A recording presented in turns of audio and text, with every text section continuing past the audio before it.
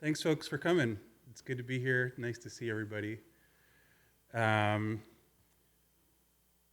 going to talk to you a little bit about some of the connectivity projects that we're working on or have recently completed that benefit Atlantic salmon here on this side of the Lake Champlain Basin.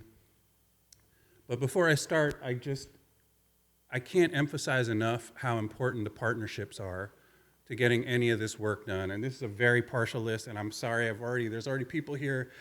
I'm sorry that, I've already missed people.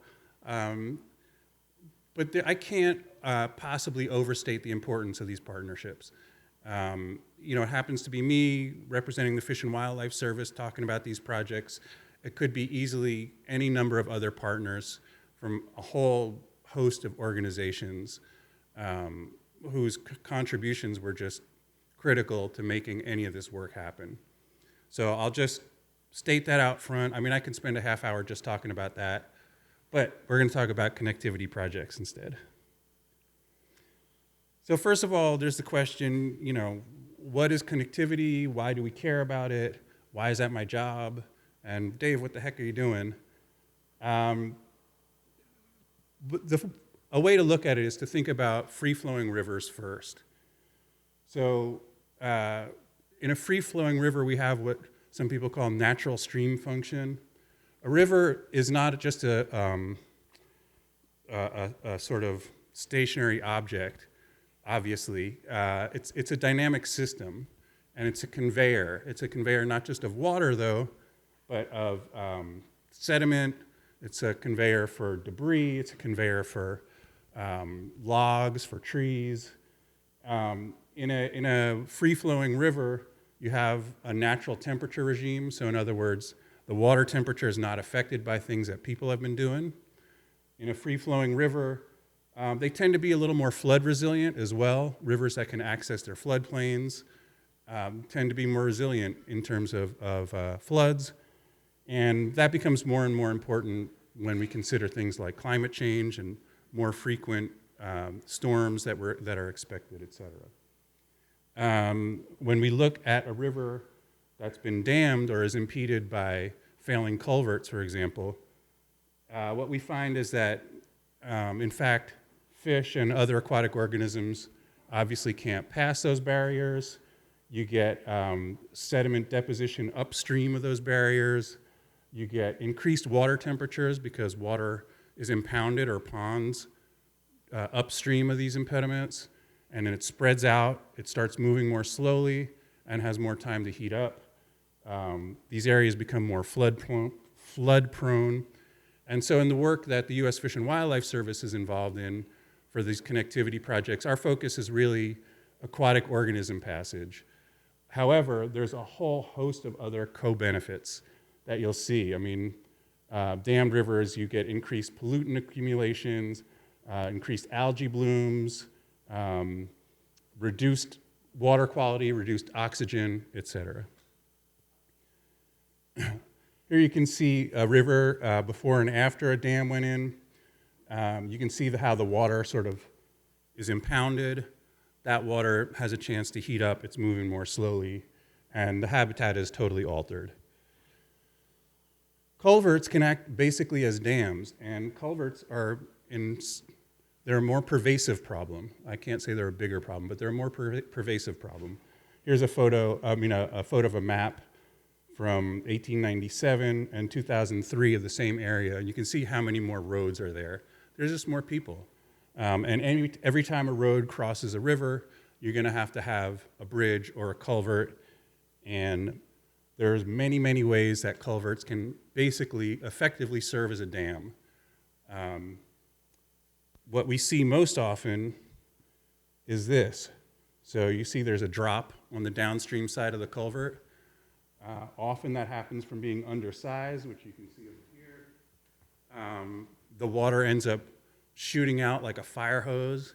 You get scour on the downstream side. You get a drop. And if you're a fish in that river, those are effectively dams. So I'm going to start talking about some of the projects we've been working on. Forgive me for starting on the Saranac. I will also talk about the Boquet. This was a pair of fairly large projects that were completed just this past summer. Salmon have a long history on the Saranac River as well as the Boquet. They've been using spawning habitat on the Saranac presumably for thousands of years until 1784, I believe it was. So just after the Revolutionary War, the first dam was built on the Saranac River. And if you look at historical accounts, this is one from DeWitt Clinton, where he talks about there used to be so many salmon on the Saranac that laborers who were hired stipulated, you can't feed me salmon every single day. There used to be so many salmon on the Saranac River that, that horses fording the river would get frightened because the salmon would be darting between their legs. And then as he says in just this one account, a mill dam was built near the head of the bay. The salmon tried for a number of years to ascend, but then failing, they've abandoned the ground. So you figure that's about the time of the Revolutionary War that happened on the Saranac. And in fact, there were even lawsuits filed against Zephaniah Platt, one of the founders of Plattsburgh. People who lived upstream no longer had salmon coming up there, so they sued. That lawsuit actually was found in favor of Zephaniah Platt because he owned so much land upstream. They said, he can do whatever he wants. So when we look at the Saranac River, the lower Saranac, to this day, it's really still a story of dams. The first dam, you can see the Saranac flows right through downtown Plattsburgh. Probably most of you are very familiar with the Saranac River. The Imperial Mills Dam is the lowermost dam on the Saranac. It's about 3 miles upstream from the mouth of the bay. About a mile upstream from there were the remains of the Indian Rapids Dam. About another half mile up, remains of the Friedenberg Falls Dam. And then the Treadwell Mills Dam, about almost 6 miles up from the mouth of the Saranac River. And if you went up another 8 miles or so, you'd find Kent's Falls, which is a hydro dam. Treadwell Mills is also a hydro dam. And there are several hydro dams upstream of Kent's Falls as well. So looking first at the Imperial Mills Dam, again, this is the lowermost dam on the Saranac. Built in 1855, there's currently no fish passage there. There's fairly sizable salmon runs every year to the base of that dam. Folks who are fishermen around here know that every fall that's a good place to go and catch a bunch of fish because the salmon are trying to move upstream and they just can't get past there. The New York State DEC has plans underway to build a fishway here. And I believe they're starting construction this summer with completion slated for 2026. So with that in mind, when we look at the geography of the dams in the Saranac River, we can see they can get past Imperial Mills, but then there's a whole series of dams after that. So how far up can they get? And to answer that question, we're first going to look at Treadwell Mills, a few dams upstream here. So that's an active hydro project. And at Treadwell Mills, there is already a fishway that was built in the 1980s. That fishway has never been tested because there's never been migratory fish that could make it that far upstream. However, we think that this is an important barrier because upstream from there, according to the state DEC, about 80% of the salmon nursery habitat is upstream of there. So if fish could get up to here, hopefully they'll be able to get up this ladder, although it hasn't been tested, and then they can access a whole bunch of nursery ground up there. Looking back at our map, if we move downstream from Treadwell Mills to Friedenberg Falls, the Friedenberg Falls pulp mill was built in, the 1890s, and there was a dam built to power that mill. As of last summer, this is what remained on that former dam site. So not a whole lot of the spillway was left there, but a whole bunch of steel A-frames, concrete pads, Maybe most, well, here's some more steel, of the steel that had either collapsed into the river or had washed downstream. And if you look at an aerial view of it, you can see over here, there's a whole lot of timber cribbing, what they called timber cribbing. So they would take big timbers and they would use metal stakes and pound that into the river. And that essentially formed sort of another dam slightly upstream of there. And that was still there as of last summer. So starting several years ago, we did a series of field assessments. And then last summer, we began removing all the debris from the river. So here's another aerial shot before the removal. You can see over here the timber cribbing. I wonder if I can use the mouse. Maybe not. Well, that's what it looks like after. So you can see that the debris is gone. You have a free-flowing section of river here. If we move downstream about a half a mile to the Indian Rapids Dam, this was originally built to power the Lozier Motor Car Factory. Believe it or not, in Plattsburgh, there used to be a car factory built in 1904. And if you look at this photo, I'll just point out a few things. Over here was the powerhouse. Underneath that, you see these arches. That's where water would flow through the powerhouse and come out through this tail race, which is a section of river that was separated from the rest of the river by this long wall that ran downstream. Here you can see a cement promontory and a long cement spillway here. So as of last summer, that's what that looked like. You can see over here, this is where those arches still were. The remains of the powerhouse, that cement promontory, the downstream wall, and over here, the cement spillway.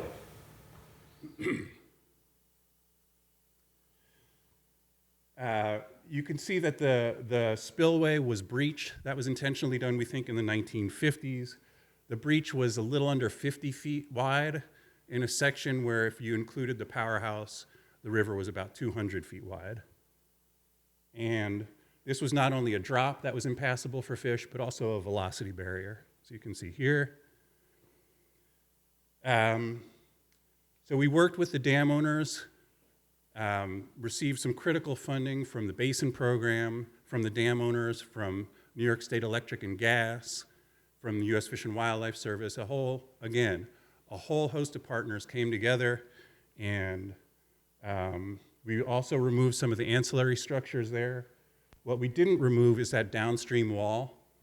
And the reason we didn't is, here's a look at the final plans. Once we removed all the structures, the river was going to go back to the width it's supposed to be here. So there had been a whole bunch of water impounded up here, similar to that photo that I showed, where you get a dam, you get a whole bunch of water upstream. This is about the width the river should be. And if you look over here, if we were to simply remove this wall, you'd have had an over-widened river at this point. And to repair that, what needs to happen is this all needs to be filled in, and you need a stream bank restoration all through here. And that would have been prohibitively expensive. So we've left that for now. It's effectively serving as a sort of a side channel. It doesn't seem to be impeding natural stream function, definitely not impeding fish passage. So again, some years ago, we started our field assessments. It went to construction last year. And this is what it looked like before the removal, an aerial shot during the removal, and this is what we've got now. It's a free-flowing river. It's looking really good. The river is adjusting nicely. You can see that we get some nice bedrock that's been exposed. So we're real happy about how that project went.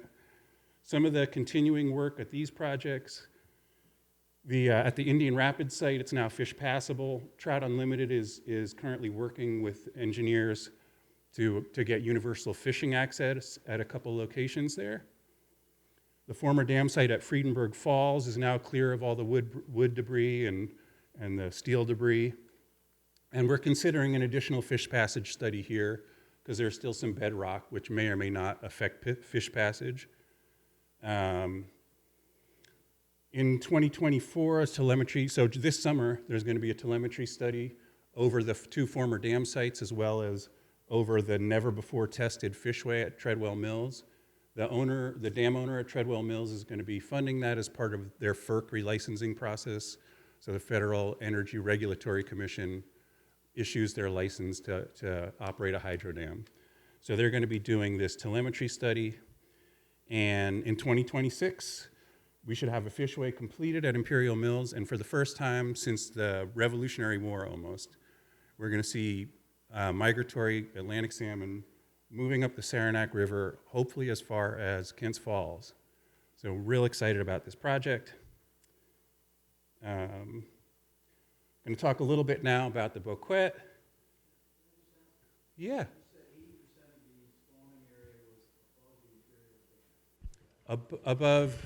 Even above Treadwell Mills, according to a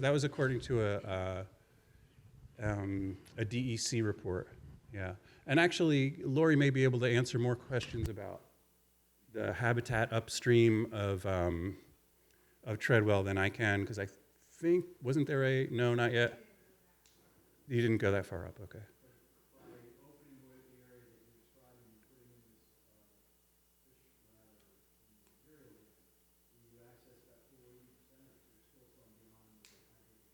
No, that would be the 80, that would have been between Treadwell Mills and Kents Falls, which is the next one. Kents Falls about 14 miles upstream of the mouth of the Saranac. Yeah, so there'll be a total of, I think, 14 miles of main stem Saranac River accessible, and I think it was 17 miles of additional tributary. So about 30, almost 30 miles or so of habitat that should be accessible by Atlantic salmon. Yep.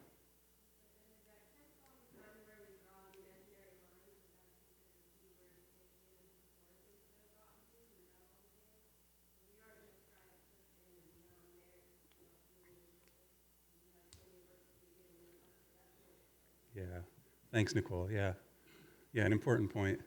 There's kind of natural fall lines not too far from the lake on all of the major tributaries to Lake Champlain. That's just the natural geography of the lake. So yeah. So, so some Boquet projects too that are going to benefit salmon that have either been recently completed or that we're going to be working on in the near future. The first place we're going to look is Cold Brook, which is a tributary to the north branch of the Boquet. What we've tried to do is look at sub-watersheds, so smaller sections of river or smaller, networks of tributaries, and we try and find ones that have really nice habitat for either brook trout or Atlantic salmon. Those are sort of, and also we're looking at American eel now as well. I'm only going to be talking about projects that are benefiting salmon for this particular talk, but what we do is when we find smaller watersheds like this, our goal is generally to try and open up the entire small sub-watershed rather than a scattershot approach of just going for one barrier at a time here or there. So this is a sub-watershed that we were really focused on. You can see there was a series of projects.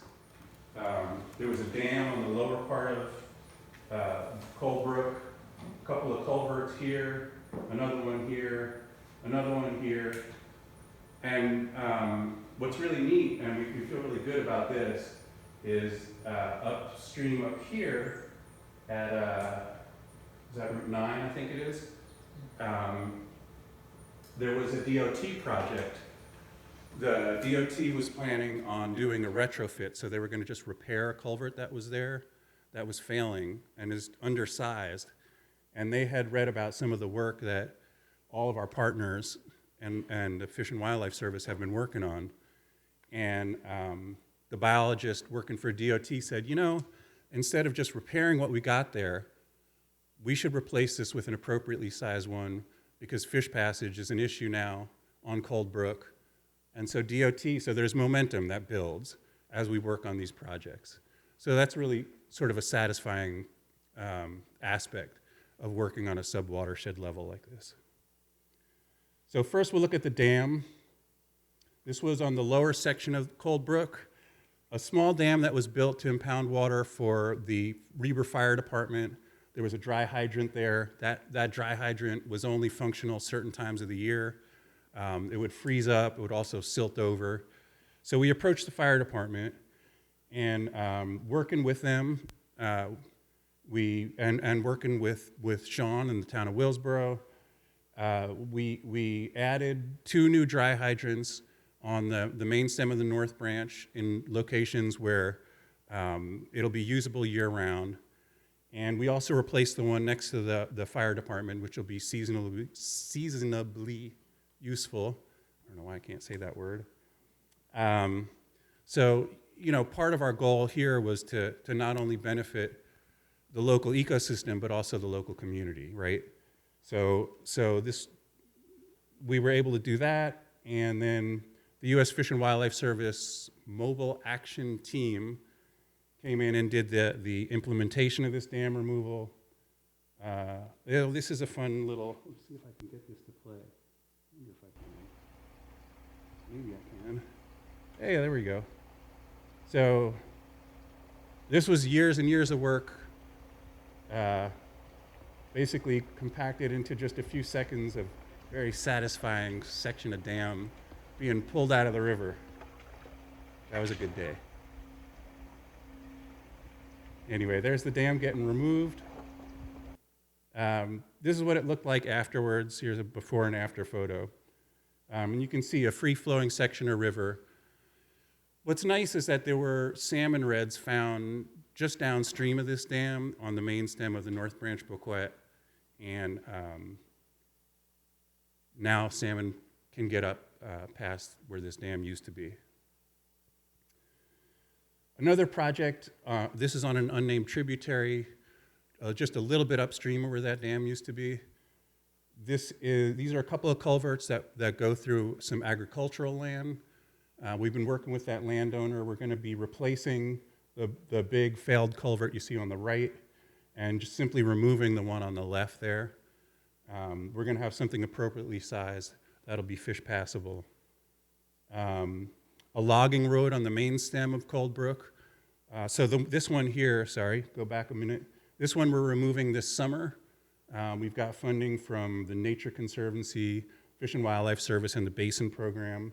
And again, the MAT team is going to implement this. The U.S. Fish and Wildlife Service MAT team is going to implement this one this summer as well on a logging road. Again, I mean, this serves as, you can see, a fish is not going to be able to get up past that. This is effectively a dam for fish.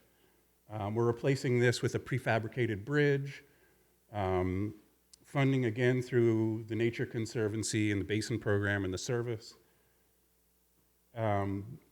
This culvert is on Reber Road, where Cold Brook goes underneath Reber Road.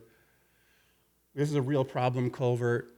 Fish can't get through here. We have mass bank failure on the upstream side of this, where the river takes a bend before going through the culvert.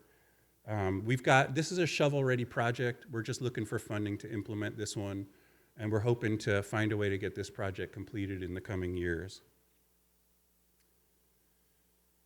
A couple of other projects that'll benefit salmon on the Boquet. So there are other projects we're working on that are more focused on brook trout, but I'm focusing just on salmon for today. This is one here at Moss Road, where the North Branch Boquet goes underneath Moss Road. It's a double-barrel culvert. If you look at the photo, the culvert on the right, there's a bunch of debris on the upstream side of it. If you look through there, it was constantly blocked by debris or by beavers building dams there. On the left side, you can see that it's perched and not a whole lot of water flowing through there. That's because there's a lot of water flowing underneath these culverts through cracks and stuff. They've been undermined. Fish have a really tough time getting through there, and it's completely impassable at certain times of the year. Again, there's salmon redds upstream and downstream of this culvert. This is a huge project. It's going to require a 120-foot bridge. We've been working with Essex County Department of Public Works and with the Ausable River Association. So ASRA secured a grant through the Basin program to do in-stream work for this project. They're going to be doing a channel restoration. There's been funding through the Fish and Wildlife Service for a lot of the engineering. And some exciting news, we just found out that, and the Basin program is contributing money. And we just found out 2 weeks ago that this received funding through the bipartisan infrastructure law. And this was about $500,000 that's going to now go to this project. This was we had to compete nationally against projects all over the country to get this funding. We're really excited to be getting this. It's actually starting to already get a little bit of press. Keep your eyes out. Little Moss Road there might suddenly, you might see a little bit of news about it. I think some of the Senator Schumer's office may have released a press report and stuff about this. So we're excited about this. I think it's going to be great. It's going to be really beneficial to salmon moving up through here. And then last, as Lori mentioned, we're at the former dam site in Willsboro at the Willsboro Cascades. This summer, we're going to be working with Clarkson University to map the bedrock there, just to assess fish passage through there and get a better sense of where a fish may be moving through there, how much flow may be needed for salmon to get up and over, whether or not lamprey are able to get up and over. And this is going to be a multi-year project. For now, we're just doing some assessment work. And that's really what I got for you today, but I'm happy to take questions.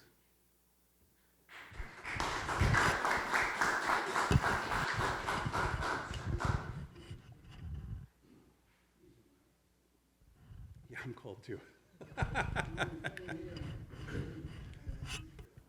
Yeah, do you know what the timeline on that Moss Road project is? And then second, what, if you look, based on the studies at the Cascades, what could occur? Might there be a need for restoration, or is it just to understand what the ground is that they're working with? Yeah, great questions, thanks. Moss Road, considering the timing of the funding, so we only just got this big grant, or I should say Essex County Department of Public Works just got this big grant. And it's too soon to implement this summer. We're planning on, that one will get implemented in summer 2025, so next summer. That'll be replaced with an 120-foot bridge. At the Willsboro Cascades, we're not sure yet. We're not, so we've got a whole bunch of different engineers on the team that are going to be looking at the bathymetry maps that'll be generated from that, so the maps of the bedrock. For now, we just want to get a better understanding of, well, we know fish can move up sometimes, but we don't know how much flow is needed for salmon to move up and over. I should be specific. We know salmon can get up and over sometimes, but we don't know what kind of flows are needed, what times a year they might be able to move up, or when they might not be able to move up. And the same with lamprey. So for now, we're just trying to get an understanding of that. Where I'll say it's hard working with a lot of engineers because they immediately want to start solving problems. And right now, we don't even know what the problems are, or if it even is a problem. So we're just doing evaluation at this point. So sorry if that sounds like I'm dodging a question, but I've been very specifically having to sort of rein everyone in and say, let's just figure out what's going on there first. Like, we got to do this one step at a time. Yeah. So it's an excellent question. You're not the only one asking that question. But I have to just say we don't know yet. We just don't know. Yeah. Yeah. Hi, my name is Tom Doolittle. Hi, Tom. Member of Brass and TU. About 40 years ago, I was a member of the Clearwater chapter of Trout Unlimited, and Larry Strait came down and pitched us the fishway on the Boquet River And he talked, if I remember correctly, I think he talked about a run of 2,000 fish up the river and 40 miles of the river being opened. And of course, we know from history that that never happened. And, you know, we're talking about two barriers on the Saranac River, one at one at Imperial, the other one at Treadmill, with a combined height of about 60 foot. The Boquet fishway, I think, was a height of, 10 foot the ladder actually worked. But it was a baffle construction, and I think that's what we have on Treadwell, and we're planning for a baffle construction on Imperial. And we got 60 foot for salmon to migrate up.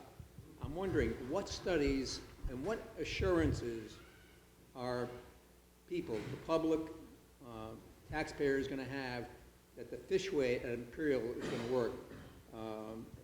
I'm sure there's a water regimen hydrology flow that's different than the Boquet and may ascertain that fishway will work better. But could you compare the failure and talk about the failure at the Boquet fishway and also extrapolate that to the Saranac River? Yeah, thanks, Tom.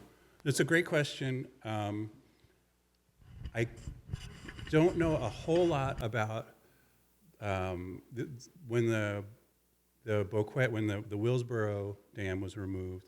That was a little before my time. So there are details about that I don't know. What I understand, though, is the dam itself was failing and leaking quite a bit by that point, and the fishway had become less and less effective. I also, my understanding is that the entrance to that fishway was pointing upstream rather than downstream, which is more typical for fishways, and so that may have reduced the effectiveness of it. I'm not entirely certain of that. I do know that the dam was starting to fail, according to the reports that I've read, and the fishway was no longer effective by that point, is according to the reports that I've read at least. And so then it was a choice between, do we repair the dam and keep maintaining a fishway, or do we remove the dam? And there are associated co-benefits with dam removals, and the decision was made to remove the dam at that point in time. At Imperial Mills, I don't know, I'm not an engineer, and I don't know the details of those designs. I believe it's a hybrid design, a slotted denial fishway, but I'm not entirely sure. Okay, great, thanks. And I know that this has been, the designs have been vetted by private engineering firms, by New York State DEC, as well as by engineers in the U.S. Fish and Wildlife Service. So a lot of thought, a lot of care, and a lot of overview or oversight has gone into those engineering designs. And I think, in fact, construction had been slated, and Nicole, correct me if I'm wrong here, but I believe construction had been slated to start last year, but they did some additional hydraulic studies, delaying it another year to try and make sure that they could get those designs as good as they possibly could. Now, all that said, I can tell you that every fish engineer that I've talked to has said that fishways you rarely get a fishway perfect the first time. And there typically will be adjustments made to those to make them better and better and better.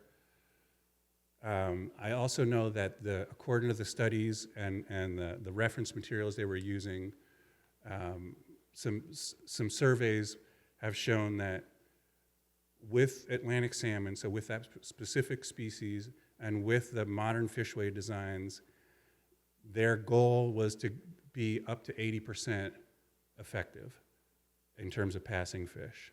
And no fishway is going to be as good as removing a dam, and we know that. And ideally, I'm with you, Tom.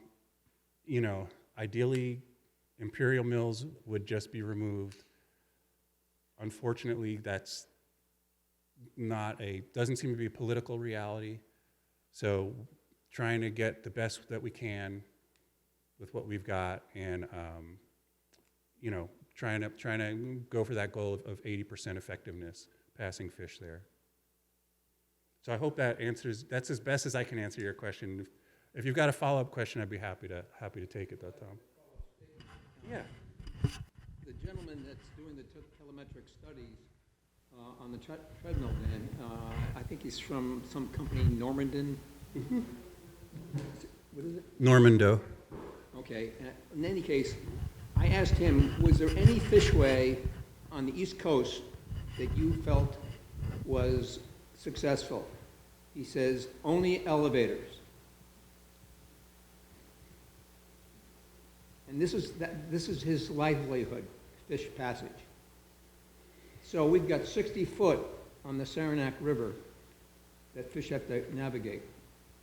So I guess, I'm glad to see Friedenberg and Indian taken out. That's great. But the question is, will we have a regimen that's going to pass fish up that 30 foot and then the second 30 foot? So it's pretty daunting. But that's from a migratory fish expert, and that's all he does full time. Point taken, Tom. Point taken. I can tell you that I've sat in on some of the meetings where they were reviewing, where engineers and fish passage experts were reviewing the plans for the fishway at Imperial Mills, and they had different opinions.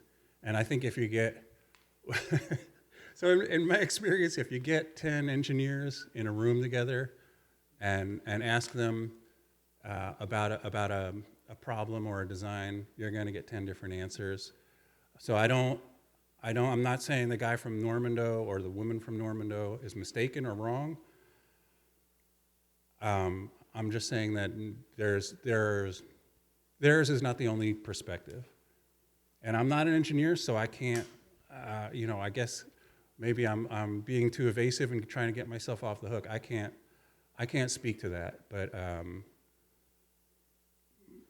think if there was a general consensus out there that a fishway would not be effective at all, then there wouldn't be an enormous amount of money being poured into it. And again, Tom, ideally the dam would just be taken out.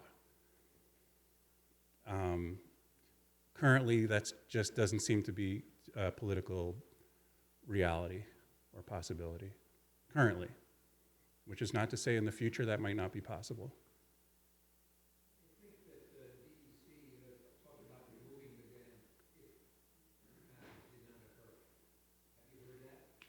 That I don't know. I haven't heard that. Yeah. Maybe. Yeah. You're welcome. All right. Thanks, folks.